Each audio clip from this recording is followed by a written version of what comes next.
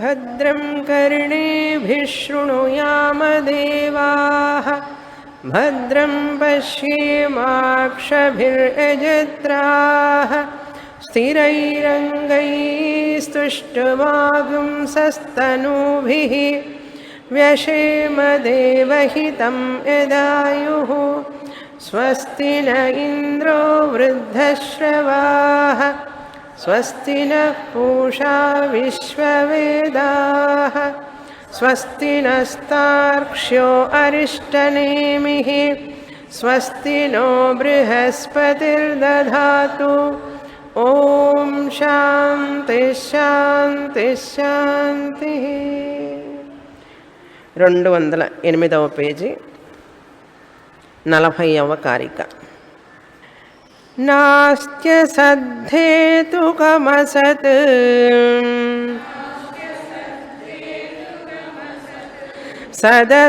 सदसद्धेतुकं तथा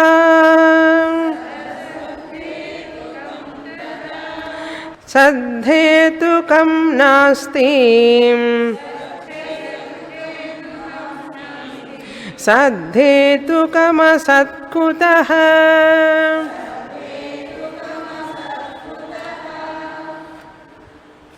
అద్వైతం అనేటువంటి బ్రహ్మస్వరూపం అదే ఈ జగత్తు మొత్తానికి అధిష్టానం ఆధారం.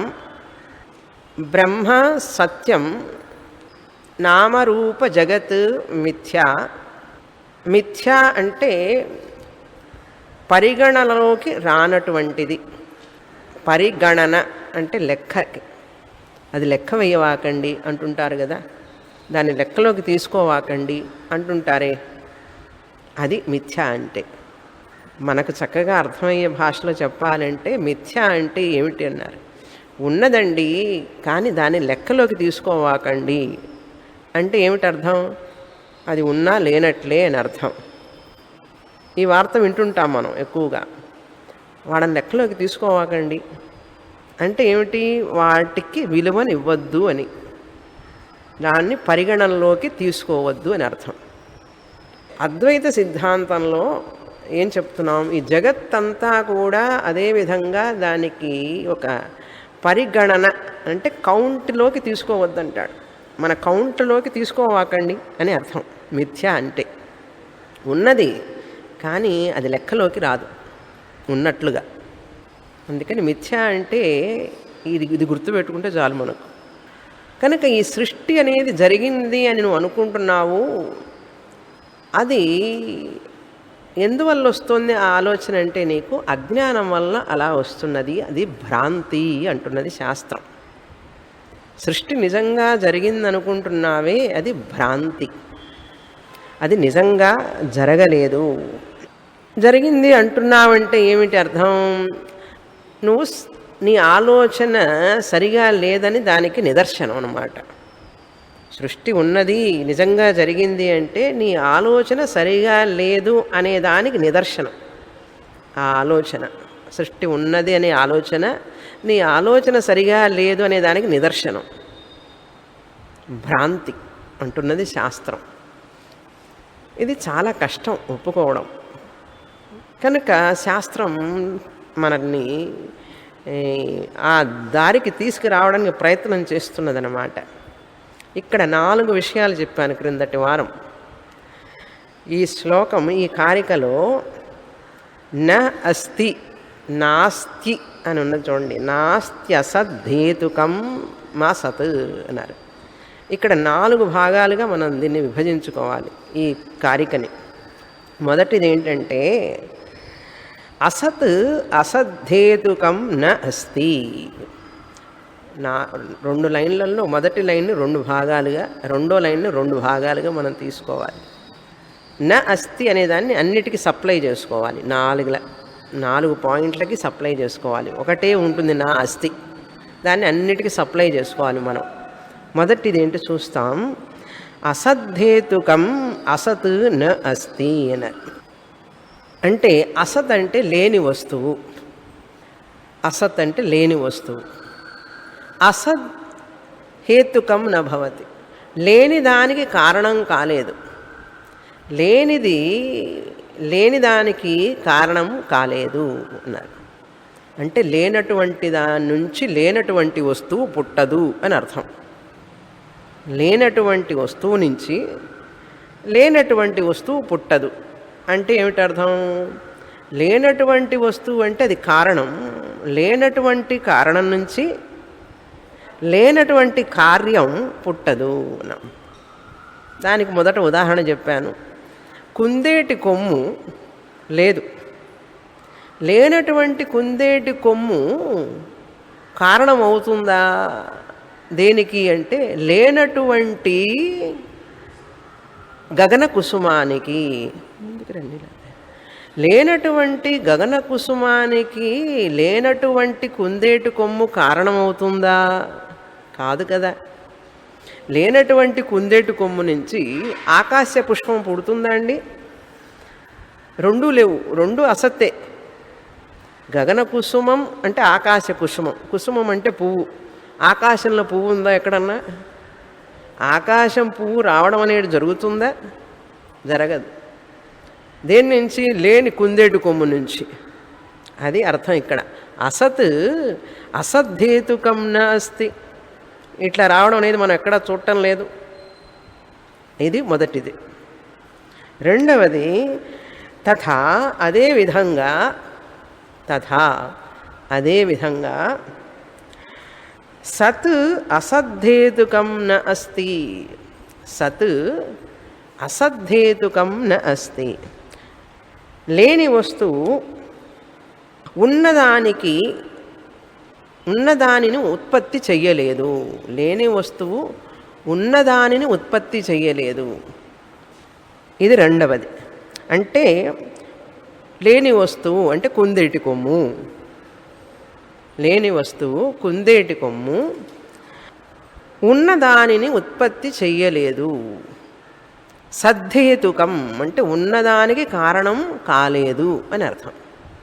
సద్ధేతుకం అంటే ఉన్నదానికి కారణం కాలేదు, ఉన్నదానిని ఉత్పత్తి చెయ్యలేదు. అర్థమైందా? ఉన్నదానిని ఉత్పత్తి చెయ్యలేదు.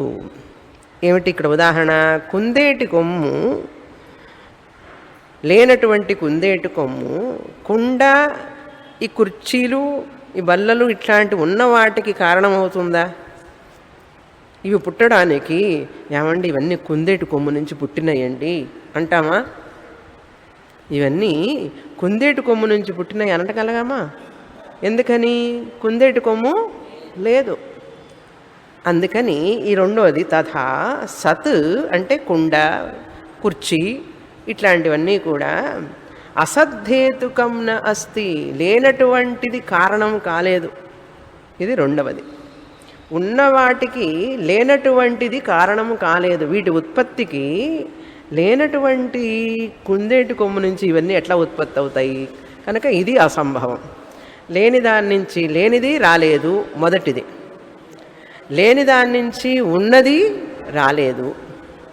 రాలేదంటే పుట్టలేదు, ఉత్పత్తి కాలేదు.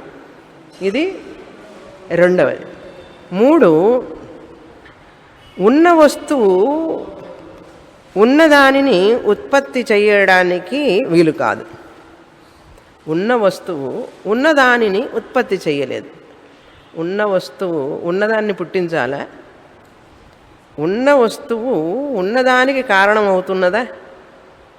దానికి ఉదాహరణ ఏంటంటే, కుండ ఉన్నది. ఇప్పుడు ఈ కుండ మరొక కుండకి కారణం అవుతుందా? ఉన్న కుండ సద్హేతుకం, సత్ న అస్తి అంటే మళ్ళీ మరొక కుండ దీని నుంచి రావడం అనేది లేదు. ఎందుకు? ఈ కుండ ఉన్నదనుకోండి, ఉన్న కుండ నుంచి ఉన్న కుండ రావాల్సిన పని లేదు. ఎందుకని? ఉన్నది కనుక. ఉన్న కుండ ఎందుకండి రావడం కదా? ఉన్న కుండ నుంచి ఉన్న కుండ పుట్టవలసిన పని లేదు. ఎందుకంటే ఉన్నది కనుక. కుండ నుంచి కుండ రావడం అనేది లేదు. అర్థమైందా? అంటే కుండ నుంచి ఉన్న కుండ రావడం లేదు. ఎందుకంటే ఉన్నది కాబట్టి it need not come. From existence existent object need not come. From an existent object need not come అంటారు ఇంగ్లీష్లో. మనకి ఇంగ్లీష్ ఎందుకు, తెలుగే చాలు. ఓకే, 4 ఇప్పుడు 3 అయినాయి కదా. ఉన్న వస్తువు ఉన్నదాని ఉత్పత్తిని, ఉన్న వస్తువు యొక్క ఉత్పత్తిని చెయ్యవలసిన పని లేదు, చెయ్యక్కర్లేదు. కుండ నుంచి కుండ రావాల్సిన పని లేదు అని అర్థం. 4 చివరికి ఇవేన్నీ 3 జరగకపోతే కుతః ఎక్కడండి, ఏది సంభవం? ఉన్న వస్తువు నుంచి లేని వస్తువు పుడుతుందా? ఉన్న వస్తువు నుంచి లేని వస్తువు, అదేమిటి ఉదాహరణ అంటే, కుండ నుంచి కుందేటి కొమ్ము పుడుతుందా? ఉన్న వస్తువు నుంచి, ఇప్పుడు ఈ కుండ ఉన్నదండి, ఏమండి దీని నుంచి కుందేటి కొమ్ము పుట్టిందండి అంటామా? లేని వస్తువు పుడుతుందా? సాధ్యమా? కుందేటి కొమ్ము అనేది 3 కాలాల్లోనూ ఎక్కడా లేదు. కృతయుగంలోనూ లేదు, ద్వాపర యుగంలో లేదు, త్రేతాయుగంలో లేదు, కలియుగంలోనూ లేదు. కనుక ఉన్నదాని నుంచి కుతః సద్హేతుకం అసతః, అసత్ ఎక్కడి నుంచి వస్తుంది, లేనిదంటే ఎక్కడి నుంచి వస్తుందండి అన్నాడు. ఇప్పుడు మనకు ఈ చివరిది కావాలి. ఈ 4 మనకు కావాల్సింది ఏమిటి? ఇప్పటికే బుర్ర తిరిగిపోయింది. బాగా ఆలోచించాలి దీన్ని. ఒకసారి వినాలి, మళ్ళీ వినాలి, మళ్ళీ వినాలి, అరిగిపోయిన రికార్డులాగా. ఈ బ్రహ్మము ఉన్నటువంటిది, అద్వైతం బ్రహ్మ, ఆత్మ ఉన్నది. ఈ జగత్తు లేదు. లేని జగత్తు ఉన్న బ్రహ్మాన్ని నుంచి ఎట్లా పుడుతుంది అన్నాడు. నీకు ఉన్నట్లుగా కనపడుతున్నది కానీ లేదు అన్నా. నిజంగా మరి ఉన్నట్లుగా ఎందుకండి కనపడటం అన్నాడు. భ్రాంతిలో ఉన్నావు. కలలో లేని వస్తువులు నీకు ఎందుకు కనపడుతున్నాయి చెప్పండి? ఏమండి, లేని వస్తువులు ఎందుకు కనపడాలండి? కలలో కనపడుతున్నాయే. ఇది అంతే, లేని వస్తువులే ఉన్నట్లుగా కనపడుతున్నాయి. వ్యావహారిక సత్యమే కానీ నిజంగా. అందుకని ఈ ఉన్న వస్తువులన్నీ లేవు లేవు అంటుంటే మనకు చాలా కష్టంగా ఉంటుంది. అందుకని కుండ ఉదాహరణ చెప్తున్నాను. ఇప్పుడు కుండ ఉన్నది అంటాం మామూలుగా. ఏమంటే 10 రూపాయలు పెట్టి కొన్నానండి కుండ ఉన్నది అన్నాం. అది మామూలు వాళ్ళకి సరిపోతుంది ఆ ఆన్సర్. ఏమిటి? కుండ ఉన్నది, కుమ్మరివాడు కుండ చేశాడు, వాడు అమ్ముతుంటే నేను 10 రూపాయలకు పెట్టి కొనుక్కున్నాను, స్వామిని గారికి ఉపయోగపడుతుందని కొనుక్కొచ్చాం. ఇక్కడికి వచ్చిన తర్వాత పాపం ఈ కుండ సంగతి ఏమైపోయింది? 10 రూపాయల కుండ కాస్త కుండ నాస్తి అన్నాం, కుండ లేదు అన్నాం. అది ఇక్కడ వాళ్ళకి అర్థమే అవుతున్నది, బయట వాళ్ళకి అర్థం కాదు కదా. చూడండి, మరి ఇప్పుడు కుండ లేదు కదా, కుండ మిథ్యే కదా, ఉన్నది మట్టే కదా. మట్టికి కుండ పేరు పెట్టుకున్నావు, పేరు పెట్టేసి వ్యవహారం చేస్తూ కుండ ఉన్నది, కుండ ఉంది, కుమ్మరివాడు కుండ చేశాడు, కుండ పుట్టింది, మట్టి దానికి కారణం, మట్టి కారణం, కుండ కార్యం, కారణకార్య సంబంధం ఉన్నది అని చెప్పి నువ్వు వ్యవహారం చేస్తున్నావే. కానీ నిజంగా ఆలోచిస్తే మట్టి కాకుండా కుండ అనే పదార్థము లేదు. ఇది అర్థమైనట్లే. ఇది అర్థం కావడానికి మనకి ఎన్ని నెలలు పట్టింది? సంవత్సరాలు పట్టింది. ఇప్పుడు ఈ ప్రపంచం మొత్తాన్ని ఈ కుండతో సమానం చేయాలి. సామాన్యమా? ఒక కుండ అర్థం కావడానికే మనకు కష్టపడుతున్నాం మనం. ఈ ప్రపంచంలో ఉన్న మనుషులు, వస్తువులు, వాహనాలు, పక్షులు, పశువులు, 84 లక్షల కోట్ల జీవరాశులు, అన్ని వస్తువులన్నీ కలిపి కుండలాగానే తెలుసుకోవాలి. అలా తెలుసుకున్న రోజు మనకు ముక్తి వచ్చింది అని అర్థం. అయ్యే పనేనా? అవుతుంది. సాధ్యం కానిది ఎందుకు చెప్తుంది శాస్త్రం? సాధ్యం అవుతుంది. దానికి సాధ్యం చేసుకోవాలి అంటే దానికి కావలసినటువంటి ప్రిపరేషన్ కావాలి. వంట చేయాలంటే ఎంత ప్రిపరేషన్ చేస్తారు? ఊరికి అట్లా వచ్చి కూర్చుంటాయా టేబుల్ మీద అన్ని పదార్థాలు? పాపం ఉదయం నుంచి చెమటలు పడుతూ అన్నీ కడిగి తుడిచి చేసి ఇంత చేస్తే వస్తుంది వంట, భోజనం నోట్లోకి. ఇది అంతే, కష్టపడాలి, చాలా కష్టంగా ఉంటుంది విషయం అది. నువ్వు తెలుసుకుంటే తెలుసుకో, లేకపోతే లేదు. ఇది సత్యం అంటుంది శాస్త్రం. అది ఇప్పుడు ఈ శ్లోకం అర్థమైందా? కారిక చూసారా ఎంత కష్టంగా ఉందో? మనకు శ్లోకం చదువుతుంటే ఏమీ తెలియదు. 4 పాయింట్లు ఉన్నాయి ఇందులో. ఉన్నటువంటి బ్రహ్మ నుంచి లేనటువంటి ఈ జగత్తు పుట్టడం అనేది ఏమిటి? పుట్టినట్లుగా కనపడుతున్నది నీకు. నువ్వు అనుకుంటున్నావు. అది అనుకుంటానండి, ఉన్నది, పుట్టింది. అప్పుడు ఏమిటి? మీకేమిటి నష్టం నేను అనుకుంటే? మీరు ఎందుకు సోమవారం వచ్చి లేదు లేదని చెప్తారు? ఇవన్నీ ఏదో కాస్త మంచి మాటలు చెప్తారని చెప్పి మేము వస్తూ ఉంటే అసలు ఏమీ లేదంటారు ఏమిటి? అది లేదు, ఇది లేదు, ఇవన్నీ మిథ్యా అంటారు. నా బ్యాంకులో బ్యాలెన్స్ లేదా? ఉన్నది. నాకు స్థలాలు ఉన్నాయి, ఇళ్ళు ఉన్నాయి, బంగారం ఉంది, ఇన్ని ఉంటే ఇవన్నీ లేవంటారేమిటి? మా పిల్లలు, నా బాంధవ్యాలు, మిత్రులు వీళ్ళందరూ ఉంటే లేదు అంటుంటారు ఏమిటండి అన్నారు. అవి నిజంగా ఉన్నాయి అని అనుకుంటే నీకు దుఃఖం తప్పదు. అవి వ్యవహారానికే ఉన్నాయి, అది అనుభవంలోకి మాత్రమే ఉన్నది, వాటికి కొంత ప్రయోజనం ఉన్నది. నువ్వు వ్యవహారం చేస్తున్నావు అనుభవంలో ఉన్నప్పటికీ కూడా అది సత్యమని నువ్వు అనుకున్నావు అంటే అప్పుడు నీకు దుఃఖం తప్పదు. కనుక శాస్త్రం ఏం చెప్తుందని? అనుభవానికి ఉండని, వ్యవహారం చెయ్యి, నష్టం లేదు.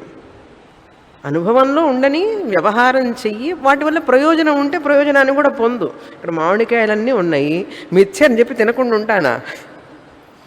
అన్నీ మిథ్యే కదండి అని చెప్పి మామిడికాయలు తినకుండా ఉంటానా? ప్రయోజనం ఉంది, ఉపయోగించుకుంటాం, తింటాం. అయితే ఈ మామిడికాయల వల్లనే నాకు శాంతి, ఆనందం అంతా వస్తుంది అని అనుకుంటే భ్రమ, అది భ్రాంతి. మా పిల్లలు, వాహనాలు, డిపాజిట్లు, బ్యాంక్ బ్యాలెన్స్లు ఇవన్నీ కూడా, ఇన్సూరెన్స్ పాలసీలన్నీ కూడా నాకు అత్యంత ఆనందాన్ని, శాశ్వతాన్ని ఇస్తాయి అని చెప్పి వాటి మీద నేను అట్లా ఆధారపడ్డాను అనుకోండి, దిగులు పడాల్సి వస్తుంది. ఎందుకంటే అవన్నీ అశాశ్వతం, వాటి వల్ల నిజంగా సుఖం రాదు అని తెలుసుకో. అది మనకు కావాల్సిన విషయం. వాటిని ఉపయోగించుకోవద్దని చెప్పలేదు, అనుభవించవద్దని చెప్పలేదు, వ్యవహారం చేయవద్దని చెప్పలేదు. కానీ వాటి వల్ల నా యొక్క జీవితంలో ఒక రక్షణ, ఆనందం, శాంతి, భద్రత అవన్నీ వాటి వల్ల అని అనుకున్నావు అంటే అది భ్రాంతి, అది భ్రమ. అలా అనుకోవాకు. మా అబ్బాయి వల్లనే నాకు ఆనందం అండి అని అనుకుంటే తప్పు. అబ్బాయి చదివించు, హాయిగా ఆనందంగా ఉండు, చక్కగా వాడితో పాటలు పాడు, డ్రామాకి వెళ్ళు, పార్కుకి వెళ్ళు, ఏమన్నా వెళ్ళు. కానీ మా అబ్బాయి ఉంటే నాకు శాంతి అండి అన్నావంటే బోల్తా పడినట్లే. అంతే. బోల్తా అంటే తెలుసు కదా, ఉల్టా తిరగబట్టం. మన భద్రత అభద్రత అయిపోతుంది, మన శాంతి అశాంతి అయిపోతుంది, మన ఆనందం దుఃఖం అయిపోతుంది. ఎందుకంటే వాటిట్లో సుఖము కానీ, శాంతి కానీ, ఆనందం కానీ నిజంగా లేదు అని తెలుసుకో. అది మనకు కావాల్సిన విషయం. అది ఏంటి? అందుకని భయపడవాకండి. ప్రతిసారి ఇవన్నీ చెప్తూ ఉంటే మీరు క్లాసుకు రాకపోతే నేను ఎవరికి చెప్పేది కదా. అందుకని అప్పుడప్పుడు ఇది కూడా చెప్తూ ఉండాలి నేను. లేకపోతే మీ క్లాసు వద్దు, మాకేం వద్దు అని అంటారు. తర్వాత కారిక చదువుతాం. ఇంతవరకు క్రిందటి వారం చూసాం. తర్వాత 41వ కారిక. విపర్యాసాద్యథా జాగ్రత్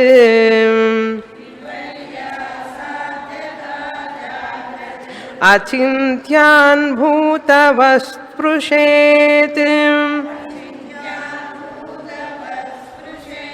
తథా స్వప్నే విపర్యాసాద్ ధర్మాస్తత్రైవ పశ్యతి.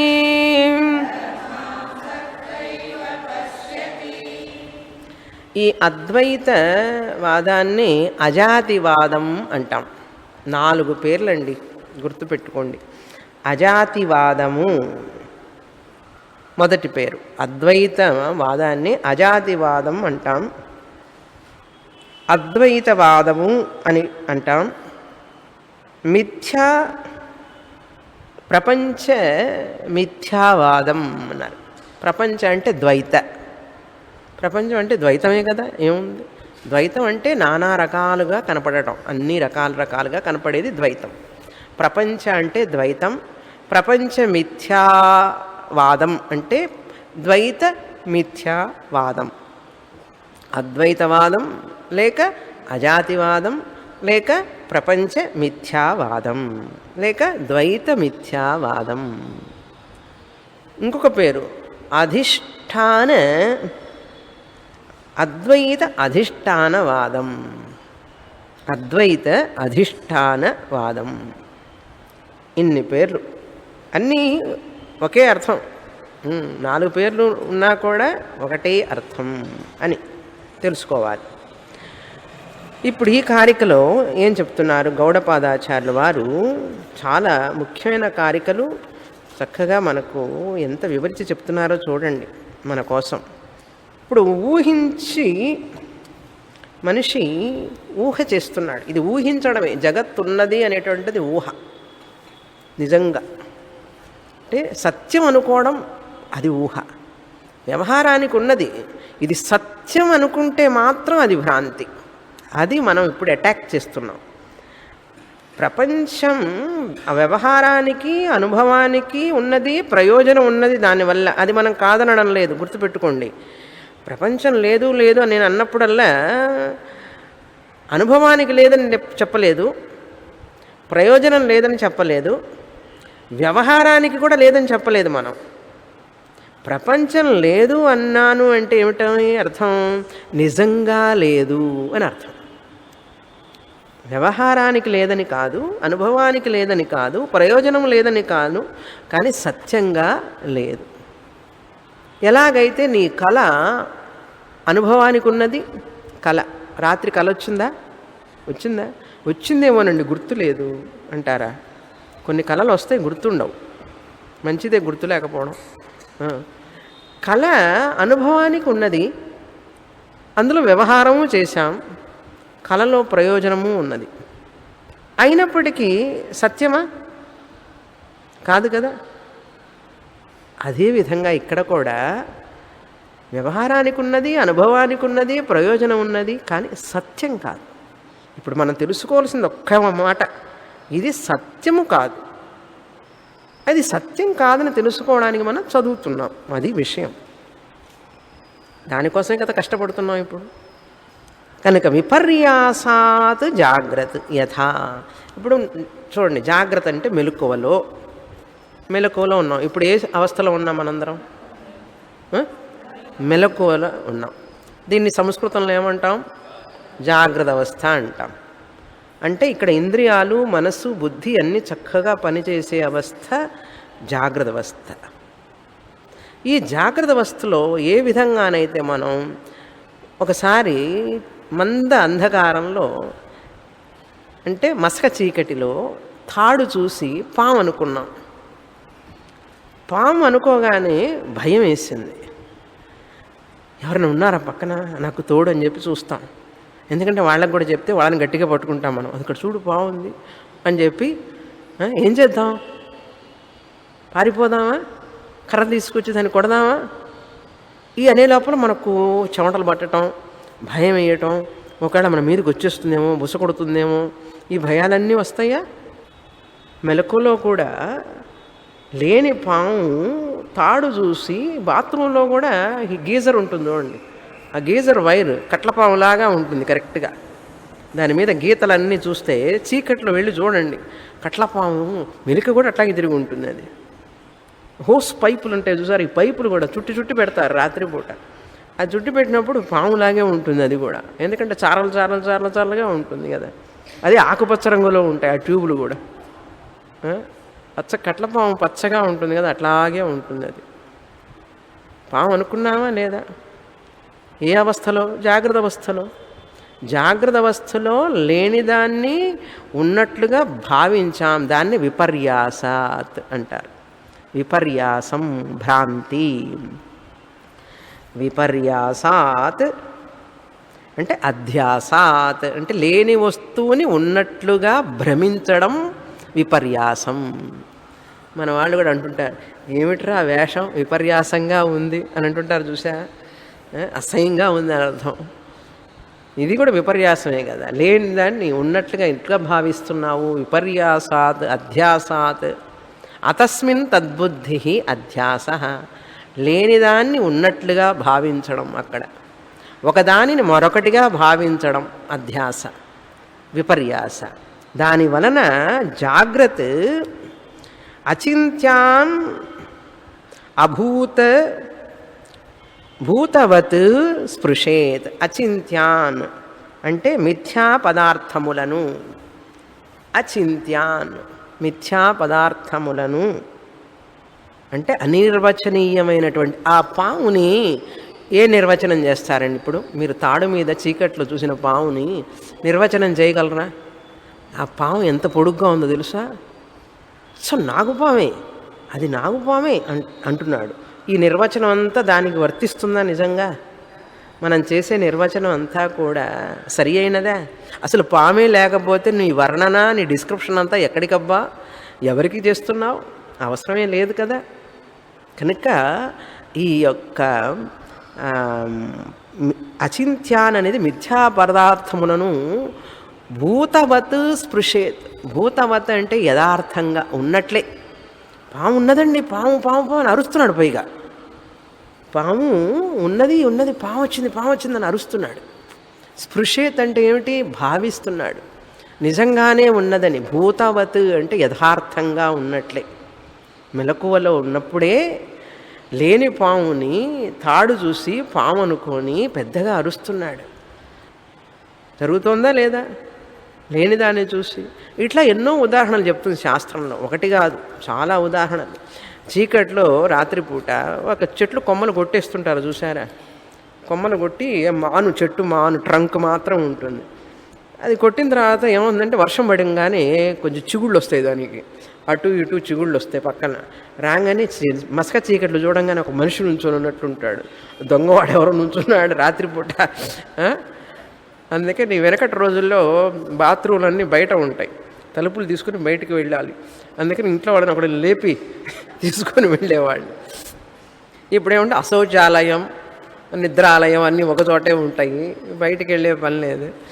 ఆ రోజుల్లో అది చూడంగానే ఇప్పుడు ఆ చెట్టు చూస్తే చూడండి, చీకట్లో చూస్తే మనిషి నుంచి ఉన్నట్టే ఉంటుంది, మనిషి ఉన్నట్టే ఉంటుంది. భ్రమించాడా లేదా? అచింత్యాన్ భూతవత్ ఉన్నట్లుగా స్పృశేత్ తలుచుకుంటున్నాడు, అనిపిస్తున్నది వీడికి. అదేవిధంగా నిద్రలో కూడా తథా స్వప్నే పశ్యతి ధర్మాన్ భూతవత్. భూతవత్ పశ్యతి. ఇప్పుడు కలలో కలేవాడికి కలలో ఏనుగు చూశాడండి, వాడికి కలలో ఏనుగు సత్యమా కాదా? కలగనేవాడికి వాడికి సత్యమే. పరిగెడుతున్నాడు, ఏనుగు ఎంట పడుతున్నది, పరిగెట్టి మెళుకు వచ్చింది వాడికి. ఆ పరిగెత్తేటప్పుడు వాడికి ఏనుగు సత్యమా కాదా? సత్యమే. తథా ఎలాగైతే పాము లేని చోట పామును చూశాడో వీడు నిజం అనుకున్నాడో, చూసినంతసేపు నిజం అనుకుంటున్నాడా లేదా?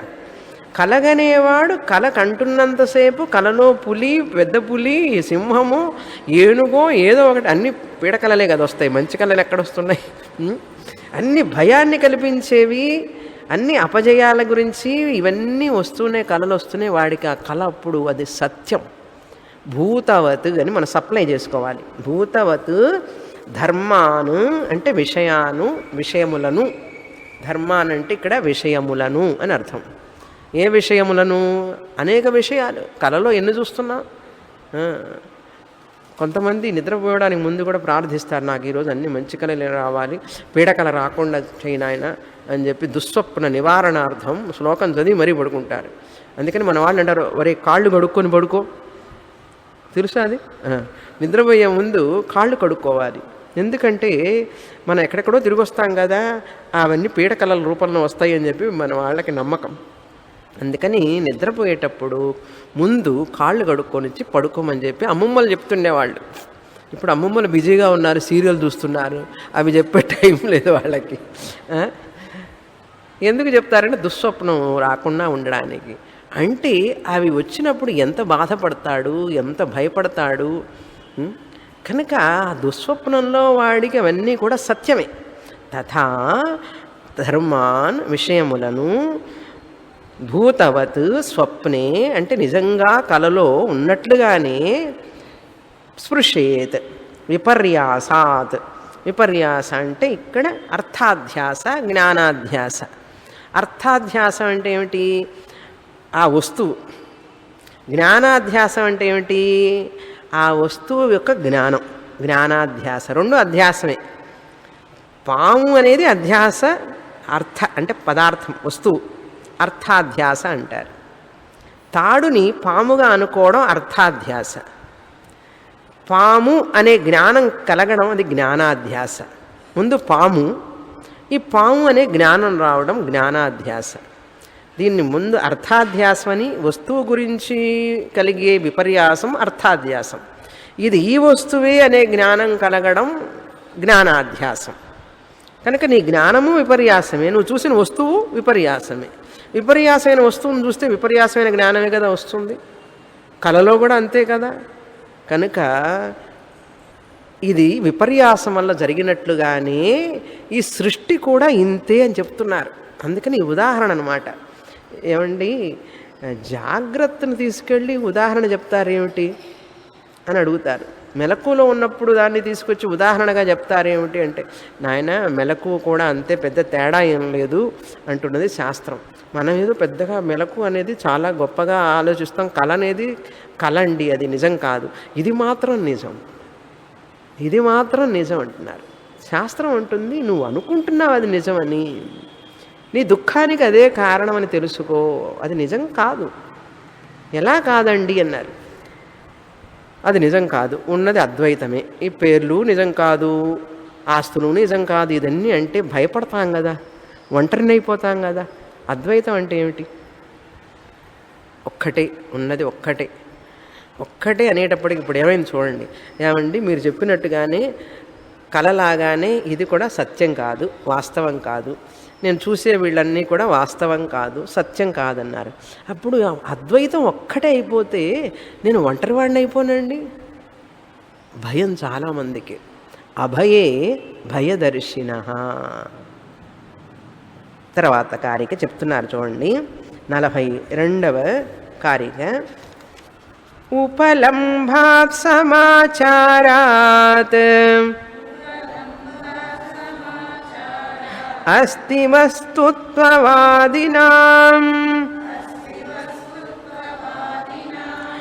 జాతిస్తు దేశితా బుద్ధైః అజాతే స్త్రసతాం సదా.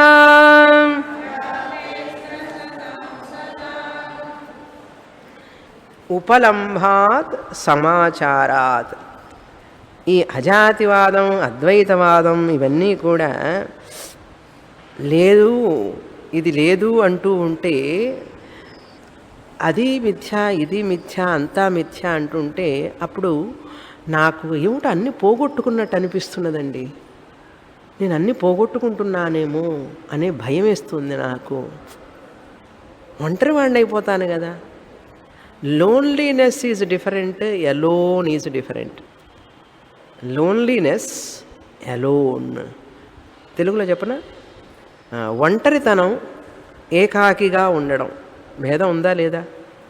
ఏమండి, నేను ఒంటరివాడిని అయిపోతానేమో అని ఒక వ్యక్తి భయపడుతూ ఉంటాడు. ఇంకొక వ్యక్తినేమో నేను ఏకాంతంగా ఉన్నానండి అంటున్నాడు. ఇద్దరు స్థితి ఏమిటి? ఒకళ్ళే. కానీ ఒక వ్యక్తి ఏమో ఆ ఏకాంతం ఆనందంగా అనుభవిస్తున్నాడు, ఒక వ్యక్తి ఏమో దాన్నే ఒంటరి వాడినండి అంటున్నాడు. కొంతమంది చూడండి, ఇంట్లో అందరూ ఊరికి వెళ్ళిన తర్వాత ఒక్కడే ఉంటాడు మనిషి. ఒక్కొక్కసారి అందరూ ఊరికి వెళతారు, ఒక్కడే ఉంటాడు. ఆ వ్యక్తి ఒక వ్యక్తి అయితే ఏమంటాడు, ఎవ్వరు లేరండి ఇంట్లో, బావురమంటున్నది ఇల్లు, శ్మశానంలాగా ఉందండి, భయం వేస్తున్నదండి, ఎవ్వరు లేరండి అంటాడు ఒక వ్యక్తి అయితే. ఇంకొక వ్యక్తి అయితే అందరు ఊరికి వెళ్ళిన తర్వాత ఆశ్రమంలాగా ఉందండి, ప్రశాంతంగా ఉందండి, గొడవే లేదండి, ప్రశాంతంగా ఉందంటే ఆశ్రమమే అనుకోండి అంటాడు. మనుషులు లేకుండా ఉండడం ఒకటే, కానీ ఇద్దరు వ్యక్తుల యొక్క భావనలో ఎంత మార్పు ఉందో చూసాడా? శ్మశానంలాగానే ఎందుకు అనుకోవడం, బావురమంటుందని ఎందుకు అనుకోవడం, హాయిగా ప్రశాంతంగా ధ్యానమో జపమో చెయ్యొచ్చు కదా. ఎంత నిదానంగా ఉంది, ఎంత సైలెన్స్గా ఉంది, ఎంత ప్రశాంతత అని ఆలోచించవచ్చుగా. వీడికేమో ఈ భయం. ఆ వ్యక్తి మనస్తత్వం వేరు, ఈ వ్యక్తి మనస్తత్వం వేరు. వేదాంతం చదివే వాళ్ళకేమిటి, ప్రశాంతంగా ఆశ్రమంలాగా ఉందనిపిస్తుంది. కానీ అజ్ఞానంలో ఉండి ప్రాపంచిక బంధాల్లో ఉన్నటువంటి రాగద్వేషాలతో ఉన్నటువంటి వ్యక్తి, మమకారం అహంకారంతో ఉన్న వ్యక్తికి వాటన్నిటి మీద ఎంతో ప్రేమ ఉండడం వలన కష్టంగా ఉంది, ఒంటరిగా ఉన్నానండి. అందుకే ఆశ్రమాలకి సాధనా క్యాంపులకి తీసుకెళ్ళినా సరే అందుకని ఎవరన్నా ఉండాలి పక్కన, లేకపోతే నిద్ర పట్టదు. సాధన చేయడానికి కదా వెళ్ళింది, నీకెందుకు పక్కన తోడెందుకు? పక్కన నడిచి వెళ్ళటం కూడా ఒక్కళ్ళే వెళ్ళొచ్చు కదా. నువ్వు కూడా వస్తావా? నువ్వు కూడా వస్తావరా కొంచెం. అక్కడికి వెళ్ళినా సరే ఆ ఒంటరితనం అనేది తట్టుకోలేరు మనుషులు అసలు. ఎవరన్నా వస్తున్నారా అండి? నువ్వు వస్తే రా క్యాంప్కి, ఇంకెవరన్నా వస్తున్నారా అండి? ఇంకెవరన్నా సంగతి నీకెందుకు? లేదండి, నా రూమ్మేట్, నేను తెచ్చుకోవచ్చా వాడని అన్నారు. ఇక్కడికి కూడా ఫ్రెండ్స్, రూమ్మేట్, అది ఇంకొకళ్ళని వేస్తే మళ్ళీ ఒప్పుకోలేరు. వాళ్ళు అడిగిన వ్యక్తినే వేయాలి ఆ రూములో కూడా. ఏం సాధన అది? అందుకనే సాధనా క్యాంపులు మానేశాను నేను. నాకు సాధన అయిపోయింది. ఏమిటి? స్టూడెంట్స్ కాదు సాధన. సాధనకండి ఎవరు వస్తున్నారు, టూర్ ఎప్పుడండి అని అడుగుతున్నారు పైగా. ఇంకా అవన్నీ వినలేక చెవులు జారింగ్ అయిపోయి, వద్దు బాబు ఈ టూర్లు మనకొద్దు, నేను సాధన అని పెట్టి పేపర్ వేస్తాను, అప్లికేషన్ ఫామ్ అన్నీ వేసినా కూడా టూర్ అనే అడుగుతున్నారంటే ఇదంతా మనకు అయ్యే పని కాదు వీళ్ళతో అని చెప్పి వదిలిపెట్టేశాను నేను. ఏమండి, మేము వచ్చిన తర్వాత క్లాస్కి ఎప్పుడు సాధనా క్యాంపుకే తీసుకెళ్ళలేదు మీరు అని అంటారు స్టూడెంట్స్. నేను పెట్టిన నియమాలకి మీరు ఒప్పుకునేటట్లయితే పెడతాను సాధనా క్యాంపు. ఇప్పుడు ఆ నియమాలు చూస్తేనే అసలు మీరు రారు, నాకు తెలుసు. అంత స్ట్రిక్ట్ డిసిప్లిన్గా నేను పెడితే వస్తే అది సాధనా క్యాంప్ అంటే. అలా రావడానికి మనసు తయారుగా లేకపోతే రాలేరు, చాలా కష్టం. అక్కడ ఎక్కగానే దిగంగానే ఒకటో రోజు తర్వాత స్వామిని నా టికెట్ మళ్ళీ రిటర్న్ టికెట్ ఇవ్వండి వెళ్తామంటారు. నాకెందుకు ఆ బాధ అంతా అని చెప్పి నేను కూడా వద్దనుకున్నా. సాధన ఏమీ లేదు అక్కడ, ఊరికినే ఏదో సరదాకి అని చెప్పి వెళ్ళడమే. కానీ జనాలు సాధన ఎవరు చేస్తున్నారండి ఈ రోజుల్లో? కనుక మనిషి భయపడతాడు, ఒంటరితనాన్ని భయపడతాడు. ఈ అద్వైతం అనేటువంటిది చాలా భయం కలిగిస్తుంది. త్రసతాం అంటున్నాడు చూడండి కారికలో. జాతి దేశిత బుద్ధై. ఈ కారిక చెప్పే ముందు గౌడపాదాచారి అంటున్నారు, అజాతే త్రసతాం అంటే ఈ అజాతి బ్రహ్మం. అజాతి అంటే బ్రహ్మం, బ్రహ్మ చైతన్యం, అద్వైతం, బ్రహ్మ మాత్రమే ఉన్నది, అదే సత్యం, ఇవన్నీ సత్యం కాదు అని అంటూ ఉంటే త్రసతాం భయపడుతున్నారు. సదా ఎల్లప్పుడూ భయపడుతుంటారు చాలామంది. మధ్యమ మంద అధికారులు, అర్హత లేని వాళ్ళు, అవివేకులు భయపడుతూ ఉంటారు. త్రసతాం అంటే ఏమంటే భయపడటం, అత్యంత భయం, సదా ఎల్లప్పుడూ. అందుకనే వేదాంతానికి చాలామంది రారు. చాలామంది ఏంటి వచ్చేవాళ్ళు చాలా తక్కువ, ఎక్కువ మంది రారు. ఎందుకో తెలుసా? భయం. త్రసతాం సదా జాతిస్తు దేశిత బుద్ధై. అందుకని బుద్ధై అంటే ఈ యొక్క జ్ఞానుల చేత, ఆచార్యుల చేత, మహర్షుల చేత, బుద్ధై జాతిస్తు దేశిత. ఈ సృష్టి ఉన్నది, జరిగింది. మీ అబ్బాయి పుట్టాడు, అమ్మాయి పుట్టింది, నామకరణం చెయ్యి, వివాహం చెయ్యి, ఉపనయనం చెయ్యి, ఇవన్నీ చెయ్యి, సంస్కారాలన్నీ చెయ్యి అని చెబుతూ ఉంటే వాడికి ఆహా ఆనందం. చూసారా? అలా చెబుతూ ఉంటే ఆనందం. జాతిస్తూ అంటే ఈ సృష్టి జరిగినది. జాతి అంటే ఏమిటి? సృష్టి, పుట్టుక, ఈ పుట్టడం ఇవన్నీ కూడా సత్యమే. జాతిస్తూ దేశిత. దేశిత అంటే చెప్పబడింది, బోధింపబడింది. ఈ సృష్టి అనేటువంటిది బోధింపబడింది. అద్వైత ప్రకరణంలో చూసాం 15వ కారికలో. విస్ఫులింగాహ అని అనేక రకాలుగా పుట్టింది అని చెప్పి అక్కడ చూసాం. మృల్లోహ విస్ఫులింగాద్యైః సృష్టిర్యాచోదితా అన్యథా ఉపాయः సోమతారాయ నాస్తి భేద కథంచన. అద్వైతం ప్రకరణంలో చూసాం, దీనికి ముందు ప్రకరణంలో ఈ సృష్టిని బోధించింది శాస్త్రం. సృష్టి లేదన్నది కదా, మరి సృష్టి ఎందుకు బోధించింది అంటే ఇక్కడ ముగ్గురు కూర్చున్నారు, మధ్యమాధికారులు మందాధికారులు. ఉత్తమాధికారులకి చెప్పింది వాళ్ళు అర్థం చేసుకున్నారు, టాటా బై బై చీరియో అన్నారు, అయిపోయింది. ఇక్కడ కూర్చున్నారు కొంతమంది అవివేకులు, అయ్యో ఇదంతా మిథ్యానమాకండి, ఇది సత్యం అండి సత్యం అండి అని కూర్చున్నారు. అజ్ఞానం చెప్పినా అర్థం చేసుకోవడం లేదు, క్లాసుకు వచ్చినా అర్థం చేసుకోవడం లేదు. మధ్యమ అధికారులు అవివేకులు ఉన్నారు. వాళ్ళందరికీ ఏం చెప్పాలి? నాయన భయపడవాకు, సృష్టి ఉన్నది, ఉపాయ సోవతారాయ నాస్తి భేద కథంచన. నిజంగా సృష్టి లేకపోయినప్పటికీ కూడా సృష్టి ఉన్నదని చెప్పి వీళ్ళ కోసం చెప్పింది, దేశిత బోధింపబడింది శాస్త్రం చేత. అధ్యారోప అపవాదాభ్యాం నిష్ప్రపంచం ప్రపంచతే శిష్యాణం సుఖబోధాయ తత్వజ్ఞై కల్పిత క్రమ. చూసారా, అధ్యారోప, సృష్టి ఉన్నది అని చెప్పడం అధ్యారోపం, కల్పిస్తున్నది. కల్పించి తర్వాత కొంతకాలం అయిన తర్వాత కొంచెం ఎదుగుతాడు మనిషి, ఈ మధ్యమ అధికారి మందాధికారి కొంచెం ఉత్తమ అధికారి అవుతాడు ఎప్పటికైనా సరే అని చెప్పి ఆశతో ఉపనిషత్తులు కూడా చెప్తున్నాయి, అధ్యారోపణ చేస్తున్నాయి. ఏమని? అధ్యారోప చేసి దేనికంటే శిష్యాణం సుఖబోధాయ, శిష్యులకి సుఖంగా అర్థం కావడం కోసం. సృష్టి కల్పిత క్రమ తత్వజ్ఞై, తత్వజ్ఞుల చేత ఇది కల్పింపబడింది ఈ సృష్టి అనేటువంటిది. యతో వాచో నివర్తంతే అని చెప్పి కల్పితం చేస్తుంది.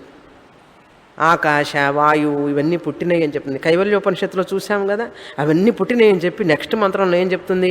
న భూమిరాపో నచ వన్నిరస్తి నచానిలో మేస్తి నచాంబరంచ. ఆకాశం పుట్టలేదు, గాలి పుట్టలేదు, పృథివీ పుట్టలేదు, నీరు పుట్టలేదు, ఏమీ పుట్టలేదు అసలు అన్నది అదే మంత్రం. గుర్తుందా? అసలు ఉపనిషత్తు పేరు గుర్తుందా? కైవల్యోపనిషత్తులో సృష్టి గురించి మాట్లాడింది, సృష్టి లేదని చెప్పింది ఉపనిషత్తు. మనం ఏమన్నా మనసులో పెట్టుకున్నామా? గుర్తుందా? చూసారా, ఉపనిషత్తుకు తెలుసు. అదే కదండి మీరు చెప్పేది, బ్రహ్మసత్యం జగన్మిథ్యే కదా అన్నాడు. నేను చెప్పేది అదే, కానీ నీకు ఎంతవరకు అర్థమైంది? అధ్యారోపణ చేసింది సృష్టి ఉపనిషత్తు, అపవాద చేసింది. ఎందుకు అధ్యారోపణ చేసింది? లేనిది ఎందుకండి చెప్పింది ఉపనిషత్తు? అడగండి మరి ఉపనిషత్తుని, ధైర్యం ఉంటే. ఏమండి లేనిది వచ్చి మాకు ఉన్నదని బోధిస్తావా అని అడగద్దు ఉపనిషత్తుని. అడగకుండా ఆహా చూసారా, ఉపనిషత్తు కూడా సృష్టి గురించి మాట్లాడింది కనుక సృష్టి సత్యమే అన్నావు, కానీ అక్కడ సృష్టి అపవాద చేసింది ఉపనిషత్తు తర్వాత. అదేమన్నా గ్రహించావా? కనుక నువ్వు గ్రహించే రోజు వచ్చే వరకు ఉపనిషత్తు ఆ సృష్టి గురించి మాట్లాడుతూనే ఉంటుంది, నీకు అది సత్యం అనిపిస్తూనే ఉంటుంది. నీకు సుఖంగా బోధ జరగడం కోసం నేను చెప్పానంటున్నది ఉపనిషత్తు. ఉపాయ సోవతారాయ సహ అవతారాయ, వాణ్ణి ఆ సంసారం నుంచి దాటించడం కోసం ఇది ఉపాయంగా చెప్పబడింది, సృష్టి జరిగిందని. అది అంతేగాని నిజంగా లేదు అస్సలు. తర్వాత సృష్టి లేదని చెప్పింది ఉపనిషత్తు. కనుక మనకు శ్రద్ధ ఉంటే కర్మకాండ ఉపాసనాకాండ ఇవన్నీ కూడా సృష్టి ఉన్నది, ఇవన్నీ జరుగుతున్నాయి అని చెప్పింది. అదే పట్టుకుంటాం. కానీ మళ్ళీ తర్వాత ఉపనిషత్తులు వేదాంతంలో చెప్పింది మాత్రం చెవికెక్కదు. అక్కడ మాత్రం చెవిటివాడి ముందు శంఖం ఊదినట్టే. చెవిటివాడి చెవుల శంఖం ఊదితే ఎట్లా ఉంటుంది అంతే. వేద పూర్వ భాగంలో ఉన్నవి మాత్రం బాగా తీసుకున్నాం, వేద అంతంలోది మాత్రం చప్పగా ఉంటుందండి. స్వామిని క్లాస్కి పెడితే చప్పగా ఉంటుంది. ఏమన్నా ప్రసాదం పెడతారా? పొంగల్ పెట్టచ్చు కదా. ఎప్పుడో పాపం స్టూడెంట్స్ తిరుపతి వెళ్ళొస్తే వాళ్ళు లడ్డు పెడితేనే, ఇంకంతే. స్వామిని ఏం పెట్టరు కదా, అన్నీ తీసుకుంటారు, పెట్టరు. నేను పెట్టే ప్రసాదం ఒక్కటే, తత్వమసి మహావాక్య. దీన్ని మించిన ప్రసాదం లేదు. మీరు పెట్టే ప్రసాదాలన్నీ కరిగి అరిగిపోతాయి. నేను పెట్టే ప్రసాదం వృద్ధి అవుతుంది, ఆనందాన్ని వృద్ధి చేస్తుంది అది. కనుక అటువంటి ప్రసాదం ముందు ఏ ప్రసాదాలు ఆగవు. చూసారా? ఓకే. ఉపలంభాత్ జాతి దేశిత బుధై, అంటే ఆచార్యుల చేత జ్ఞానుల చేత జాతి అంటే సృష్టి అనేది దేశిత బోధింపబడింది. ఉపలంభ అంటే అనుభవ, ఉపలంభాత్ సమాచారాత్. ఉపలంభం అంటే ఏమిటి? అనుభవానికి ఉండడం వల్ల ఈ ప్రపంచం, సమాచారాత్ అంటే వ్యవహారానికి కూడా మనకు తెలుస్తున్నది కనుక, ప్రయోజనం ఉన్నది కనుక. సమాచారం అంటే ఇక్కడ న్యూస్ కాదు, సమాచారం అంటే వ్యవహారం. ఏమిటండి సమాచారం? ఇవాడు అడుగుతాం కదా, అదంటే వ్యవహారం అని అర్థం. క్లాసు పూర్ణమధగా చెప్పంగానే వాళ్ళ ఇంట్లో ఏం జరిగింది, స్టూడెంట్స్ ఇంట్లో మీ వాళ్ళు వస్తారన్నారు, వచ్చారా అని అడుగుతాం. ఇక్కడ మాండుక్య క్లాసు టక్కన ఎగిరిపోతుంది అంతే. అది ఆలోచిస్తుంది అనమాట. నిన్న చెప్పావు కదా మీ బావగారు వస్తారని చెప్పి వచ్చారా అని అడుగుతుంది. ఇది ఏమిటంటే వ్యవహారం అన్నారు. సమాచారాత్. బ్రహ్మసత్యం జగన్మిథ్య ఎక్కడ ఎవరికి కావాలి? ప్రయోజనం అని కూడా, ప్రయోజనం కూడా ఉంది కదా. వచ్చేటప్పుడు వాళ్ళు ఏం తీసుకొచ్చారు, మా ఇంటికి వస్తే మాకేం తీసుకొస్తావు, మీ ఇంటికి వస్తే మాకేం పెడతావు, చూసారా? ఇవే ఆలోచిస్తాం మనం కనుక. సమాచారాత్. ఉపనిషత్తు కూడా తెలుసు, జనం ఈ రకమే ఉంటారు ఎక్కువ. మంద మధ్యమ అధికారులు. మంద మధ్యమ అధికారులు అంటే స్థూల బుద్ధి గలవాళ్ళు అని అర్థం. స్థూలంగా ఉంటుంది కానీ సూక్ష్మ బుద్ధి లేని వాళ్ళు అని అర్థం. మీరు కాదండి, చాలామంది చెప్తున్నాం. కనుక ఉపలంభాత్ అంటే అనుభవానికి ఉండడం వల్ల లభిస్తున్నది ఉపలంభ. సమాచారాత్ వ్యవహారానికి ఉండడం. వ్యవహారం ఇక్కడ సమాచారం అంటే ఈ నియమాల నియతి అని కూడా అర్థం. నియతి ఇప్పుడు ఈ వర్ణధర్మ, ఆశ్రమధర్మ, వ్రతాలు, నోములు, ఆచారాలు, సృష్టిలు, సీజన్లు చూడండి. ఇప్పుడు ఎండాకాలం అయిపోయింది, వర్షాకాలం వస్తున్నది. వర్షాకాలం అయితే చలికాలం వస్తుంది. చలికాలం అయిన తర్వాత మళ్ళీ శిశిర ఋతువు, శరద్ ఋతువు, ఇట్లన్నీ వస్తాయి. మళ్ళీ వసంత ఋతువు, అన్నీ ఇలా అన్నీ చక్కగా జరుగుతున్నాయి కదా. మా పిల్లలందరూ కరెక్ట్గా ఎదుగుతున్నారు. అన్నీ సూర్యుడు ఉదయిస్తున్నాడు, చంద్రుడు వస్తున్నాడు, పౌర్ణమి వస్తున్నది, అమావాస్య వస్తున్నది. ఇవన్నీ చక్కగా అన్ని సమాచారం అంటే అన్ని ఆర్డర్గా ఉన్నప్పుడు, నియతిగా ఉన్నప్పుడు, ఇలా ఉంటున్నప్పుడు ఇది కాదంటామా మనం అని అడుగుతున్నాడు. అజాతేహే స్త్రసతాం అస్తి వస్తుత్వవాదినాం. ఎవరైతే ఈ సృష్టి ఉన్నది ఈ సమాచారం వల్ల, ఈ ఉపలంభం వల్ల, అంటే అనుభవానికి ఉన్నది, ప్రయోజనానికి ఉన్నది, వ్యవహారానికి ఉన్నది కాబట్టి ఇది ఉన్నది ఉన్నది ఉన్నది అని చెప్పి వాళ్ళు ఏమంటారు, వాదిస్తారు మన చేత. మీ స్వామిని గారు అన్నంత మాత్రాన సృష్టి లేదని అవుతుందా ఏమిటి, లేకుండా పోతుందా? ఆవిడేదో అంటారు పాపం, ఉపన్యాసం చెప్పుకొని ఎందుకు, అన్నీ ఉన్నాయమ్మా, మన డిపాజిట్లు అన్నీ ఉన్నాయి, ఇన్సూరెన్స్ పాలసీలు అన్నీ ఉన్నాయి, ఇవన్నీ పోతే మనం ఏమైపోతాం? అమ్మగారు చెప్పేటప్పుడు అన్నీ విను, శ్రద్ధగా విను, ఇంటికి రాగానే మళ్ళీ మాట్లాడవాక అవన్నీ. ఓకే, అది దీన్ని అస్థి వస్తుత్వవాదినం. వాదినం అంటే ఏంటి? వాదిస్తారన్నమాట. ఈ జగత్తున్నది, ఇవన్నీ ఉన్నాయి, ఇవి సత్యం సత్యం అని వాదిస్తూ ఉంటారు. అస్థి వస్తు, ఈ వస్తువు అంటే ఇవన్నీ కూడా ఉన్నాయి ఉన్నాయి. అస్థి అంటే ఉన్నది ఉన్నది ఉన్నదని. అస్థి అస్తిత్వ, అస్థి వస్తుత్వవాదినాం అంటే ఈ వస్తువులన్నీ అంటే మనుషులు, మన యొక్క వాహనాలు, ఇంట్లో వాడుకునేవన్నీ కూడా మన పొసెషన్స్ అన్నమాట.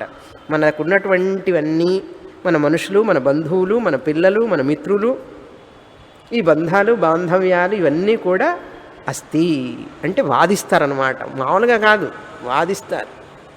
వాదించి దేనికి వాదిస్తారు తెలుసా? త్రసతాం సదా త్రసతాం అజాతే. బ్రహ్మ అంటే భయం వాళ్ళకి. పాడతారు బ్రహ్మం ఒక్కటే, పరబ్రహ్మం ఒక్కటే అని పాడతారు, కానీ భయపడతారు దీన్ని తెలుసుకోవడానికి. ఎందుకంటే ఒంటరి వాడిని అయిపోతానేమో, ఏకాకినైపోతానేమో, అంటే మానసిక దౌర్బల్యం, మానసిక దార్ఢ్యత లేని వాళ్ళు అని అర్థం. ఎప్పుడైతే నేను అద్వైతం బ్రహ్మాన్ని తెలుసుకుంటానో నాకు ఎవరితో నిజంగా సంబంధమే ఉండదు. ఈ సంబంధాలన్నీ మిథ్య. నేను ఏకాకిని, ఎప్పుడు ఏకం బ్రహ్మ అహమస్మి అనగానే ఏమైపోతుంది? ఈ యొక్క బాంధవ్యాలన్నీ మిథ్య అయిపోవాలి. చూసారా, నేను అద్వైతం బ్రహ్మ తురీయ ఆత్మ అని తెలుసుకోగానే మా అబ్బాయి మిథ్య, మా భర్త మిథ్య, కూతురు మిథ్య, తల్లి తండ్రి అందరూ కూడా, ఏ బాంధవ్యం కూడా, ఈ బంధుత్వం అంతా కూడా సత్యం కాదు అని మనసులో నిశ్చయం రాగానే నేను మానసికంగా ఒంటరి వాడిని అయిపోయినట్లుగా ఫీలింగ్ వస్తుంది. ఆ భయం వస్తుంది చాలామందికి. అందువల్ల తట్టుకోలేరన్నమాట. అందుకని వేదాంతం వింటూ ఉంటారు, ఇది మిథ్యాత్వం చేయకుండా హాయిగా కాలం గడుపుతూ ఉంటారు. ఎవరో తెలుసా? మానసిక బలహీనత ఉన్నవాళ్ళు, మనోదార్ఢ్యత లేని వాళ్ళు, అంటే మనోదౌర్బల్యం కలిగిన వాళ్ళు అని అర్థం. అందుకని జ్ఞాని ఎంత ధైర్యవంతుడో తెలుసా? ఇప్పుడు అర్థమైందా? నేను సర్వానికి అధిష్టానాన్ని, నాకు ఎవ్వరూ అక్కరలేదు, నేను ఎవ్వరి మీద ఆధారపడి లేను, అన్నీ నా మీదనే ఆధారపడి ఉన్నాయని తెలుసుకున్నవాడు జ్ఞాని. అంటే ఎంత దూరం వెళ్ళాలో చూడండి మనం. ఈ బంధాలు, బాంధవ్యాలు, అనురాగాల నుంచి దాటిపోవాలి, వైరాగ్యం రావాలి. ఈ శరీరం మీద, వీటన్నిటి మీద వైరాగ్యం రావాలి. ఈ శరీరం మీద అభిమానం ఉండకూడదు, ఇంటి మీద అభిమానం ఉండకూడదు, నా వాళ్ళని అభిమానం ఉండకూడదు. ఈ అభిమానం దాటి వస్తే కదా నువ్వు అద్వైతం బ్రహ్మాన్ని చెప్పగలుగుతావు.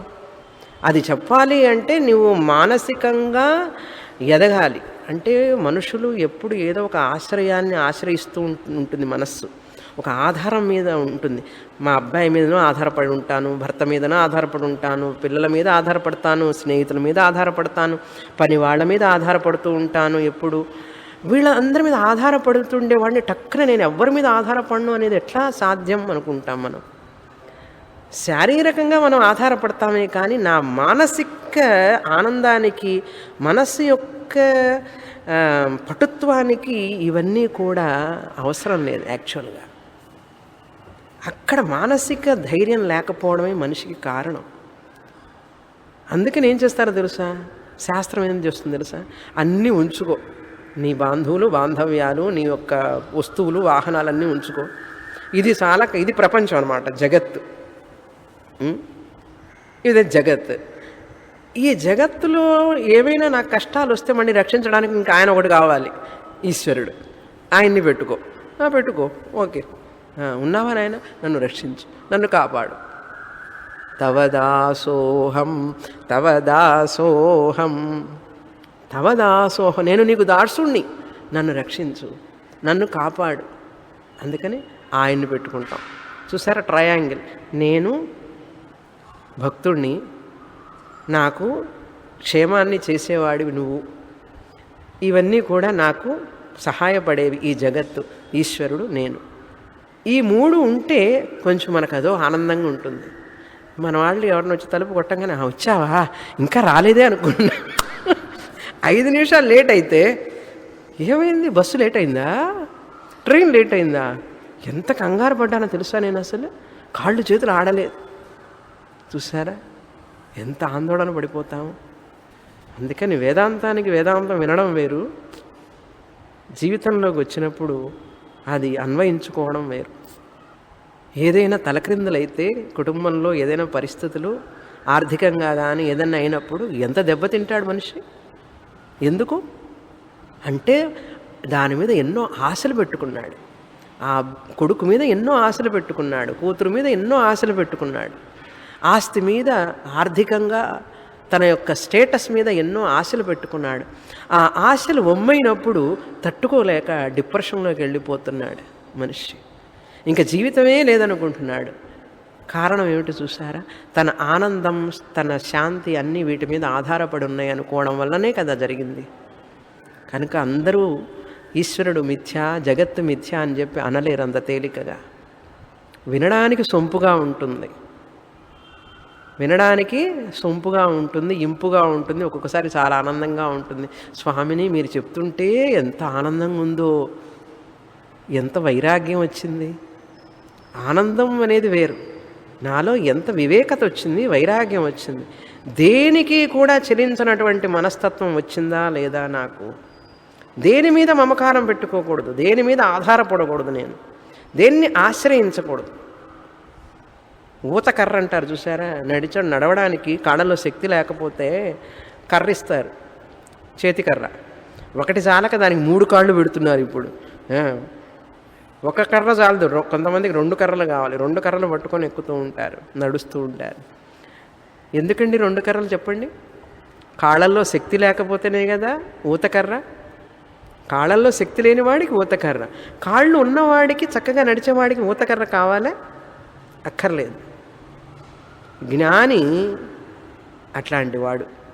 ఎలాగైతే కాళ్ళు చక్కగా ఉండి శక్తివంతంగా ఉంటే ఊతకర్ర అవసరం లేదో, దేని మీద ఆధారపడడు, దేన్ని ఆశ్రయించడు, తన కాళ్ళ మీద తాను నిలబడతాడు.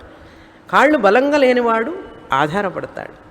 అదేవిధంగా మానసికంగా బలహీనంగా ఉన్నవాళ్ళు ఎప్పుడూ కూడా ఆ వ్యక్తి లేకపోతే నా జీవితం లేదు, ఈ వ్యక్తి లేకపోతే జీవితం లేదు, అబ్బాయి అమ్మాయి ఇదే ఆలోచిస్తూ ఉంటారు. ఆ యొక్క జోరీగలాగా, జోరీగ తెలుసా? గుయ్యి గుయ్యి గుయ్యి గుయ్యి గుయ్యి అని అంటూ ఉంటుంది. ఆ జోరీగలాగా అబ్బాయి అమ్మాయి అబ్బాయి అమ్మాయి భర్త తల్లి తండ్రి ఇదే సర్కిల్లో ఉంటాడే తప్ప ఇంకా దాన్ని దాటి రాలేడు. కారణం ఏంటో తెలుసా? మనస్సు ఆశ్రయించింది, ఆధారపడింది. ఇలా దశాబ్దాలు గడుపుతాం మన జీవితాన్ని. ఒక వ్యక్తి మనల్ని నిరాకరిస్తే, నిరాదరణ చేస్తే మరొక వ్యక్తి మీద ఆధారపడతాం. ఆ వ్యక్తి నిరాదరణ చేస్తే ఇంకొక వ్యక్తి మీద ఆధారపడతాం. కుటుంబంలో చూస్తున్నాం కదా మనం, ఇది కుటుంబంలో చూస్తున్నాం కదా. అబ్బాయి మీద ఆధారపడి వాడికి భార్య రాగానే ఏం చేస్తాం? రెండో అబ్బాయి మీద ఆధారపడతాం. రెండో అబ్బాయి ఇంకోటలు వచ్చిందే మనం మూడో అబ్బాయి మీద ఆధారపడతాం. అబ్బాయి లేకపోతే ఎవరి మీద ఆధారపడతాం అంటే భర్త మీద ఆధారపడతాం. లేకపోతే ఇదే ఒకటి, ఏదో ఒకటి ఆధారాన్ని పట్టుకోవడమేం కదా మనకు కావాల్సింది. ఇలాంటి వాళ్ళకి పోయి అద్వైతం బ్రహ్మ గురించి చెప్తే అర్థమవుతుందా? శాస్త్రానికి తెలుసు. అందుకనే ఈ యొక్క దేశిత బుధై జాతి అన్నారు. సృష్టి గురించి మాట్లాడింది ఉపనిషత్తు అన్నారు. తర్వాత కారిక 43. అజాతే స్త్రసతాం తేషాం ఉపలంభాద్వియంతి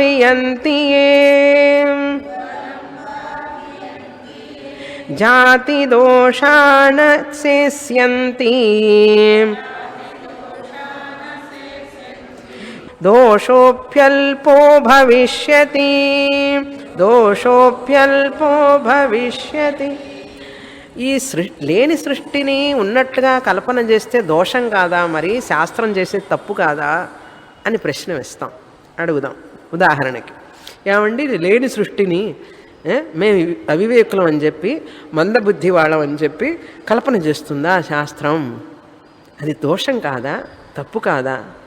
మేమేదో అది ఉన్నది అని చెప్పి అనుభవానికి ఉన్నదనుకుంటున్నాం, వ్యవహారానికి ఉన్నదనుకుంటున్నాం, ప్రయోజనం ఉన్నది కదా అని చెప్పి ఉన్నదనుకున్నామని చెప్పి ఉపనిషత్తు మా అవివేకాన్ని ఇంకాస్త ఎక్కువ చేయడం కోసం సృష్టి ఉన్నదని చెప్తుందా?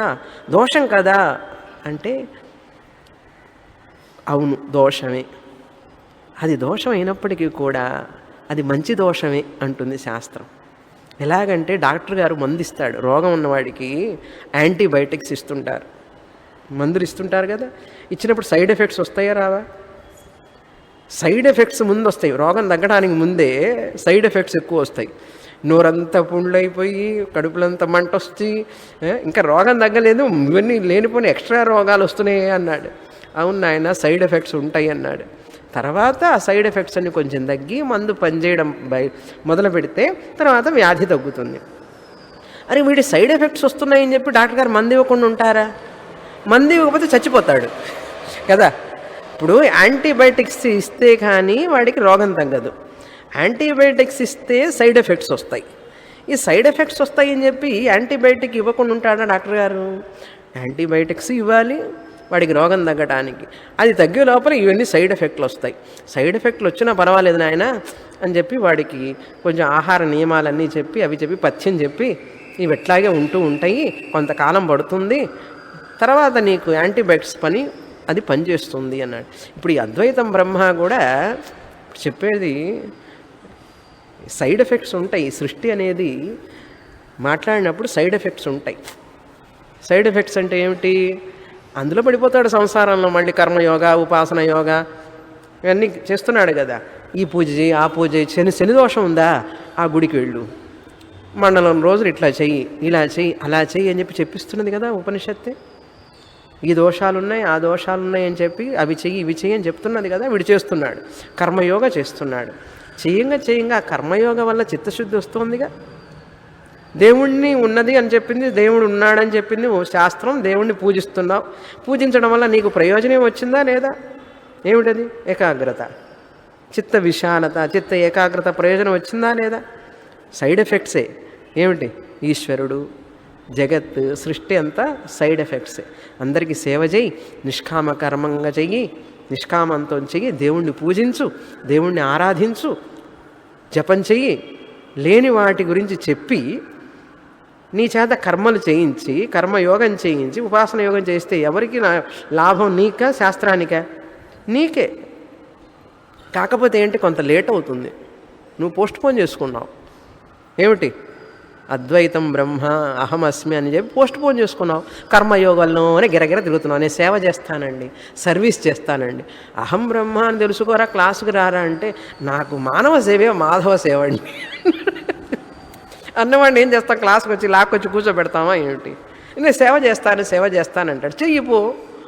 శాస్త్రం ఏం చెప్తుంది? మానవ సేవే మాధవ సేవ. వాడికి సేవ చేస్తే నువ్వు దేవుడికి సేవ చేసినట్టే అంది. అవునండి, అందుకే సేవ చేస్తున్నా నేను అన్నాడు. పో. దేవుడు సత్యం అనుకున్నావు, దేవుడికి సేవ అనుకున్నావు. నువ్వు అట్లా అనుకుంటూ ఉంటే నీకు పోయి నేను తత్వమసి అని చెప్పగలనా? చెప్పలేను. చూసారా? ఆ వ్యక్తికి ఈ శాస్త్రాన్ని చదవాలి, ఈ బ్రహ్మజ్ఞానాన్ని పొందాలని లేనప్పుడు నేనేం చెప్పాలి? సర్వీస్ చెయ్యి, కర్మయోగం చెయ్యి అని చెప్పాలి. లేదండి, నాకు రోజు ఉపాసన చేయాలని ఉంది, ఆ భగవంతుడిని దర్శించాలి, అలా ఉందా? చెయ్యి నాయన అంటాం. కనుక ఆ వ్యక్తికి ఇష్టం లేనప్పుడు బ్రహ్మాన్ని గురించి చెప్పలేం. అందుకనే వచ్చినా కూడా చాలామంది నిలవరు క్లాసులో. స్టార్టింగ్లో వస్తారు, కొద్ది రోజులు వస్తారు, అట్లా ఇట్లా చూస్తారు, వద్దులే మనకి ఇది ఎంత అయ్యే పని కాదు అని చెప్పి వెళ్ళిపోతారు. మంచిది, వెళ్ళిరా అంటాం. All the best, next birth. అంతే, ఎవరేమేం చేయలేం. నువ్వు ఎదిగి ఉత్తమాధికారి అయ్యే వరకు శాస్త్రం, కర్మయోగ, ఉపాసన యోగ, సృష్టి, దేవుడు ఇవన్నీ మాట్లాడుతూనే ఉంటుంది శాస్త్రం. వాడికి అది కరెక్ట్గా ఉంటుంది. ఆ స్టేట్మెంట్స్, ఆ టీచింగ్ అంతా బాగుంటుంది వాళ్ళకి. చూసారా? భగవద్గీత బాగుంటుంది, అందులో కూడా కొన్ని శ్లోకాలు అర్థం కావు. ఉపనిషత్తు మరీ కష్టం. అందుకని శాస్త్రం అనేది చాలా సునిశ్చితమైనది. అది ఏదో పూర్వజన్మ పుణ్య సుకృతం ఉన్న వాళ్ళకి ఇది అబ్బుతుంది. అందరూ రారు, కొంతమంది వస్తారు. ఆ కొంతమందిలో కూడా కొంతమంది నిలుస్తారు. ఈ ధాటికి నిలవడానికి అందరికీ శక్తి ఉండదు. అలా చెప్పేవాళ్ళు లేరు, ఇప్పుడు వినేవాళ్ళు అంతకంటే లేరు. ఏదో ఇక్కడ క్లాస్ జరుగుతున్నది ఆ భగవంతుడి యొక్క కృప వల్ల. కనుక ఉత్తమాధికారులైన వాళ్ళకే సృష్టి లేదు అనేటువంటిది అర్థమవుతుంది. కానీ మందమధ్యమ అధికారుల కోసం కల్పిత అన్నారు. అది చెప్పారన్నమాట. అజాతే స్త్రసతాం తేషాం, వాళ్ళ కోసం ఉపలంభాత్ సమాచార జాతి దోషాన సేత్స్యతి. ఆ దోషం అనేది పోతుంది కొంతకాలానికి. కర్మయోగంలో నుంచి బయటపడతాడు, ఉపాసన యోగంలో నుంచి బయటపడతాడు. తర్వాత బయటపడి జ్ఞానానికి వస్తాడు. ఎప్పుడంటే 2 జన్మల తర్వాత వస్తాడు, లేకపోతే ఈ జన్మలోనే వస్తాడు, ఎప్పుడో ఒకప్పుడు వస్తాడు. చూసారా? అందువల్ల కొన్ని సైడ్ ఎఫెక్ట్స్ ఉన్నప్పటికీ కూడా ఏం చేస్తాం, నేనేం చేయను అంటుంది ఉపనిషత్తు. నేనేం చేయను, వాడికి ఇవ్వాలి ట్రీట్మెంట్. ఏం ట్రీట్మెంట్? సృష్టి, దేవుడు, ఇదంతా ఉన్నదని చెప్పి చెప్తుంది శాస్త్రం. అది నిజం కాకపోయినా కూడా డిలే అవుతున్నది. కాకపోతే ఏం లేదు, కొంత డిలే అవుతుంది. డిలే అంటే ఏముంది? పోస్ట్పోన్ చేస్తాడు. పోస్ట్పోన్ చేసుకుంటూనే ఉంటాడు. అప్పటికి 80 ఏళ్ళు 90 ఏళ్ళు వస్తాయి. సరే చూద్దాంలే, నెక్స్ట్ బర్త్ అంటాడు. ఓకే, అదే కదా చెప్పాను ముందే అంటుంది. శాస్త్రం కూడా వెయిట్ చేస్తుంది. అందుకని శాస్త్రం ఫోర్స్గా ఎవరి మీద తల మీద రుద్దదు. ఏమిటి? అద్వైతం బ్రహ్మే ఉన్నదని చెప్పి శాస్త్రం కూడా పాపం ఆ జనాలను కూడా అర్థం చేసుకుంటుంది. శాస్త్రమాత చేసుకొని వాళ్ళకు అనుగుణంగానే వెళుతుంది అని ఎవరు చెప్తున్నారు? నేను చెప్పలేదు, గౌడపాదాచార్యుల వారు చెప్తున్నారు. కనుక భయపడే వాళ్ళ కోసం కాదు, భయపడని వాళ్ళ కోసమే వేదాంతం, అద్వైతం. భయపడే వాళ్ళ కోసం కర్మయోగ, ఉపాసన యోగ. ఇప్పుడు మీరు భయపడతారా భయపడరా మీకే తెలియాలి. మనం ధైర్యవంతులమా పిరికివంతులమా పిరికి వాళ్ళమా, మానసిక ధైర్యం ఉన్నదా లేదా, మానసిక దౌర్బల్యం కలిగి ఉన్నామా, మానసిక దార్ఢ్యత ఉన్నదా లేదా అని ఎవరికండి తెలుస్తుంది? వాళ్ళకే తెలుస్తుంది, ఎవరికి తెలియదు. కనుక మనం ఎదగాలి. కనుక ఇటువైపు ఉన్నప్పటికీ కూడా కర్మయోగ ఉపాసనలో చిన్నగా ఎదగండి. ఇప్పుడు నేను చెప్పేది ఒకవేళ అర్థం కాకపోవచ్చు అంటారు గౌడపాదాచార్యుల వారు. వాళ్ళంతా మధ్యమ మంద అధికారులు, వాళ్ళు ఉత్తమ అధికారులు అవుతారు ఒక రోజుకి అనే ఉద్దేశంతో చెప్తూ ఉన్నారు ఆయన. మనం కూడా విందాం, అవుతామేమో. ఇప్పుడు ఏ అధికారంలో ఉన్నామో మనకే తెలియాలి. అవునా? వచ్చే వారం చూస్తాం. ఇప్పటికే కొంచెం ఓవర్ డోస్. పూర్ణమద పూర్ణమిదం పూర్ణాత్ పూర్ణముదచ్యతే పూర్ణస్య పూర్ణమాదాయ పూర్ణమేవావశిష్యతే. ఓం శాంతి శాంతి శాంతి. హరి ఓం. శ్రీ గురుభ్యో నమః. హరి ఓం.